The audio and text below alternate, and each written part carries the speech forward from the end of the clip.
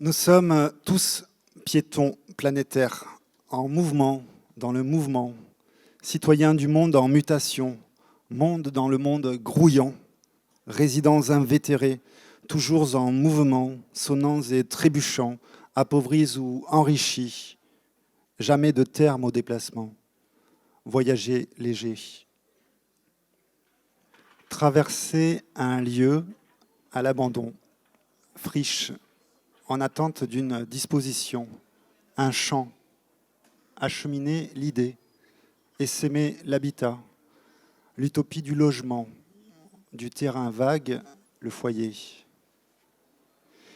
Ici-bas, même constat, volonté de mettre à plat, tas de sable sous nos pas, avenue tracée sans pourquoi, centre privé de périphérie, son propre devenir insoluble, sujet de l'infinité de l'espace.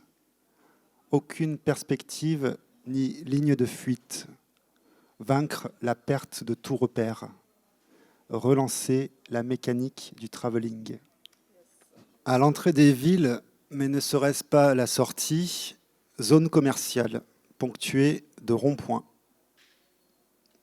Mais ne serait-ce pas des giratoires. Traverser ces zones, mais ne serait-ce pas enfiler des perles, jusqu'à en oublier la ville. Le choix du débord serait celui de bord, sortir des sentiers rebattus de la psychogéographie aliénante et déviante. Quitter la ville pour se perdre dans le labyrinthe des giratoires. Un regard plus un regard plus un regard. Les yeux tournés vers l'autre, dans l'exercice du regard.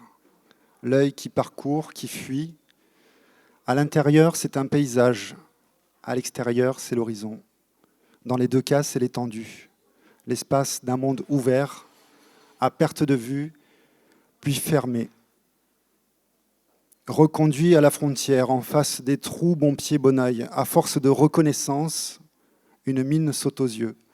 L'instant d'un silement, c'est une main qu'on tend, soustraite au regard.